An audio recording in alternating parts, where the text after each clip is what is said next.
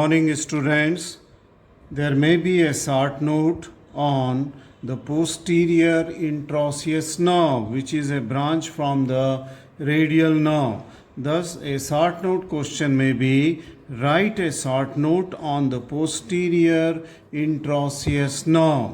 If something like this comes, you have to write into the following different heads: introduction of the posterior interosseous nerve, its origin, how it takes origin from the radial nerve, then how it runs from the anterior aspect of the arm to the posterior aspect of the forearm, and what are its relation in the forearm, then its branches, it gives the muscular as well as articular branches, and lastly you mention about the applied importance. Okay, so let us come first on to the introduction. Okay, now this nerve is the main nerve supply of the extensor muscles, okay, of the forearm. Whatsoever extensor muscles are present on the forearm, almost all are supplied by the posterior interosseous nerve, except the muscles which are taking origin from the lower end of the humerus, say for example brachioradialis and the extensor carpi radialis longus and anconeus. Except these three muscles, all the extensors muscles acting on the forearm, okay, they, I mean say, taking origin from the arm and forearm, they are supplied by the posterior interosseous nerve. So this is about the introduction. Let us come to the origin of this nerve. As I said that this nerve is the branch of the radial nerve. We have seen in our previous videos that the radial nerve, it comes onto the anterior aspect of the arm in its lower part between the muscles, okay, the groove, or you have to separate by separating this brachioradialis. This is capitulum, the lateral epicondyle of humerus, trochlea and medial. So here will lie the brachialis muscle, and here will be the brachioradialis muscle, and you will have to separate these two muscles, brachioradialis and the brachialis, so as to see the nerve that is lying between the two in gutter. Okay, this is the lower end of the radial nerve. Okay, so I'm just trying to draw it in the with the yellow color. Okay, so this is the lower end of the radial nerve, which lies here just in front of the lateral epicondyle, and just below the lateral epicondyle, or just in front of the head of the radius. This is the radius head of the, this is the tuberosity of the radius, the anterior aspect of the radius. So this is the left elbow. Okay, this is the region of the left elbow. Now this divides into two terminal branches. Okay, radial nerve here divides into two. One is called as the superficial terminal branch, and another which soon will pierce to the supinator muscle, or will lie between the two layers of the supinator muscle, okay, will disappear in the supinator muscle in the cubital fossa. So this superficial terminal branch, okay, it lies into the front of the forearm. It will lie into the, but then soon this superficial branch will go and will wind round onto the lower aspect of the forearm, okay, to go onto the anatomical snub box. Okay, just I will tell you here the course of the superficial. Just remember that it will lie onto the anatomical snub box, and then it will come onto the dorsum of the hand. So it has come onto the, then it will divide into the 5 digital branches, which will supply the, here the first digital branch to that of the lateral side of the thumb. The second digital branch will supply to the medial side of the thumb here. Okay, and then there will be the third digital branch which will go to that of the radial side of the index finger. Then there will be a common digital branch which will divide into two near the wave between the index and that of the middle finger, and will supply the adjacent side of the index and the middle finger. And then the last digital branch, the fifth one, will divide here to go on to the ring finger, half of the ring finger, that is the lateral half of the ring finger, and that is the medial half, onto the medial side of the middle finger. So these are the 5 different digital branches which will go and supply to the posterior aspect of the lateral 2.5 of the just I am drawing here this what area is supplied by the radial nerve.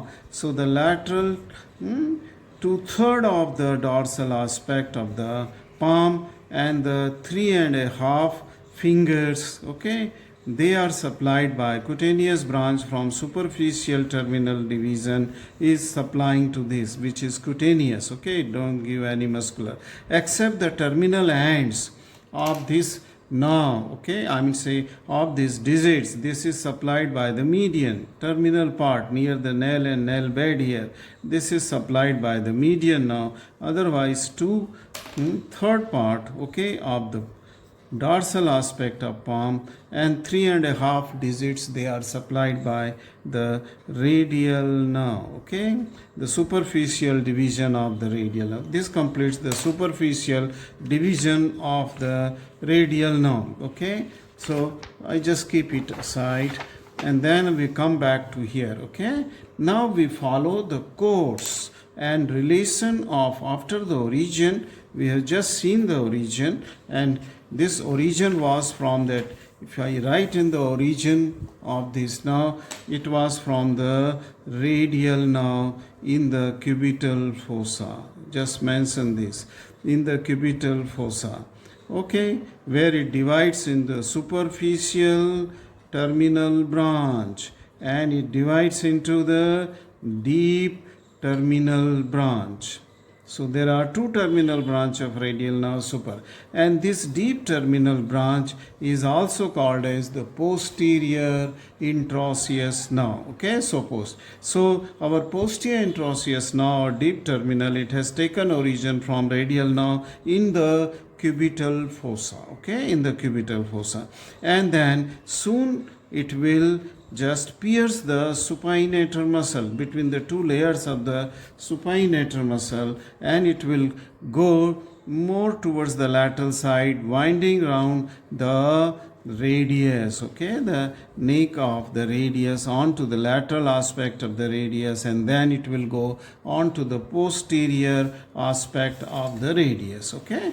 So this is the how the radial nerve will disappear deep to the piercing to the supinator muscle. This is the supinator muscle, okay, where I am drawing it here. This has disappeared in the supinator muscle, but it will reappear onto the posterior. See in this diagram, onto the posterior aspect. This is the posterior aspect of the ulna, and this is that of the radius, and this is that muscle, supinator muscle is here, okay, which is encircling to the dorsal aspect and lateral aspect here in this diagram of the radius. Now then it will come out from the substance of the radius, okay, it has come out from the substance of the radius on the in the back of the forearm, okay. Then it will, as soon as it will come out, it will lie onto the surface of the deeper muscle. Which deeper muscle? First it will lie on the abductor pollicis longus. So this muscle is which is taking origin from the ulna as well as from the radius as well as from the interosseous membrane. So this will lie first onto the abductor pollicis longus, okay. So after piercing the supinator, okay, this will come onto the posterior aspect, okay, and will lie onto the deep muscles. So it will lie onto the deep muscles of the back, extensor muscle. And which extensor muscle? First is will lie onto the abductor pollicis longus. So this is that abductor pollicis longus on which this nerve will lie. Then it will lie onto the extensor pollicis brevis. Okay, so this nerve will then lie onto the extensor, and these two muscles, they are going towards the radial side, I mean say towards the lateral side after taking origin. Okay, and then this muscle will lie, I mean say this is the extensor pollicis brevis. So this interosseous, okay, or the posterior interosseous now will lie onto the this extensor pollicis brevis, and soon then this will be covered by the third muscle which is taking origin, of course a deep muscle, but it will be covering it, okay, part of when it is going. This is the extensor pollicis longus. Okay, so it lies on abductor pollicis longus and extensor pollicis longus and extensor pollicis brevis. Okay, it lies superficial. Okay, but then it is lies deep to, it lies deep to what? It will lie deep to that of the extensor pollicis longus. So extensor pollicis longus, it will lie deep to the now then this nerve, as soon as it will come out here, okay, it will lie onto the this interosseous membrane. After coming out from the deeper aspect, or after coming out from the covering of the extensor pollicis longus, this will lie onto that of the interosseous membrane. So when it was after coming out from the supinator on the back of the forearm, when it was lying onto the abductor pollicis longus and extensor pollicis brevis, this was covered by the superficial muscle. And superficial muscle means what? It was covered by extensor digitorum, extensor digiti minimi, and extensor carpi ulnaris. That means the superficial layer of the extensor muscles, it covers the dorsal or this deep branch of the radial nerve. Okay, this is the posterior interosseous nerve. So posterior interosseous nerve is sandwiched between the superficial and the deep muscles, okay, of extensor deep X. While it is running here, it is accompanied by, okay, this is accompanied by the posterior interosseous artery. Okay, this is going along with the posterior interosseous artery. So both the posterior interosseous nerve and posterior interosseous artery, they are running together, and here they lie lastly onto the posterior aspect of the interosseous membrane. Okay, posterior aspect. Now then, near the wrist, it will terminate into a swelling, what is called as the pseudoganglia. So this will terminate, the nerve will terminate here, the posterior interosseous, in a swelling, and this is pseudoganglia. Why it is called pseudoganglia? It is called because a true ganglia will contain the neurons, nerve cell, but there is no, it is just the thickening of the fibers and connective tissue which forms a pseudoganglia, and from this pseudoganglia the branches will go and supply the articular branches to the wrist joint. So this is the course of the and relations of the course and relation of the posterior interosseous nerve. Okay, so you understood that how this now goes on to the posterior aspect of the forearm, okay, which is the main supply. Now we come to the branches. Okay, and branches, they are two different kind. It is the muscular branches and that of the branches are muscular and then the articular. So branches, okay, let us first come to the muscular branch, okay, branches, muscular branches. Now the muscular branches, okay, before it is piercing to that of the supinator muscle here, see here in this diagram, before it pierces to the supinator muscle, it gives the nerve to the extensor carpi radialis, okay, extensor carpi radialis, okay, and that to the supinator, okay, supinator. Extensor carpi radialis brevis and to the supinator. So a branch will go to the extensor carpi radialis brevis, and then a branch before it pierces to the supinator will also go to the supinator. Okay, so branch to supinator bib. So extensor carpi radialis brevis and to the supinator. And once it is inside the substance of supinator, piercing and then coming on posterior, while it is lying in the supinator, then there will be another branch given to the supinator. Okay, so second branch is also given here while it is piercing to the supinator. Otherwise, it has given before it has entered inside the supinator to the supinator itself and to the extensor carpi radialis brevis. Okay, extensor carpi radialis brevis. Right. Then as soon as it comes out onto the back side, okay, onto the posterior aspect of the this forearm, it lies between superficial and deep muscle, then this nerve will give many branches, and these many branches on the back side will be for the extensor digitorum, okay, four tendons, which gives the four tendons. Then it gives to the extensor digiti minimi, extensor digiti minimi, and extensor carpi ulnaris. This will give to the, just note down, extensor digitorum, extensor digiti minimi, and extensor carpi ulnaris. These are superficial muscle, okay, deep to which this nerve lies, okay, deep to this which lies.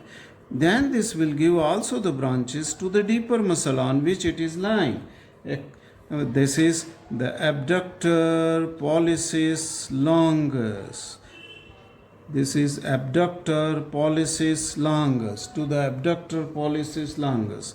Then to the extensor pollicis brevis, okay, where this lies superficial to these two muscles. Then it also gives to the extensor pollicis longus, to the extensor pollicis longus, and then to the extensor indicis, okay, extensor. So what are the deeper muscle supplied? Abductor pollicis longus, extensor pollicis brevis on which it is lying, and extensor pollicis longus by which it is covered, and then extensor indicis, okay, indicis, and which were the superficial muscle of the back supplied by it, extensor digitorum, extensor digiti minimi, and extensor carpi ulnaris, okay, extend. These are given in the forearm, they are given. Now the articular branches, okay, we have seen first the muscular, now the articular branches. If you see the articular branches of these, then it is given to the wrist joint, okay, where pseudoganglia from, so to the wrist joint, to the intercarpal joint, and to the the inferior radio-ulnar joint, to the inferior radio-ulnar joint. So inferior radio-ulnar joint, intercarpal joint, and to the wrist joint. These are the articular. So you have seen that so many muscles they are supplied by this, the posterior interosseous nerve, which is the deeper branch of the radial nerve. So this is a main nerve supply to the extensor muscles. Okay, let us come to see the applied importance of this muscle. What will happen because of the paralysis?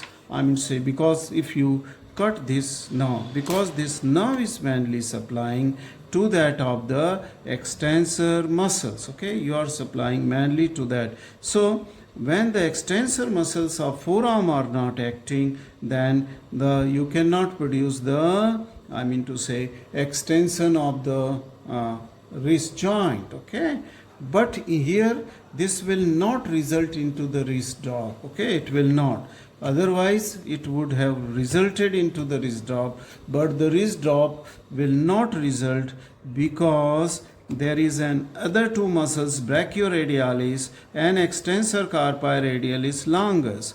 Okay, these muscles are intact. Okay, because they were supplied into the arm itself, extensor carpi radialis longus, which is a strong muscle, is extensor.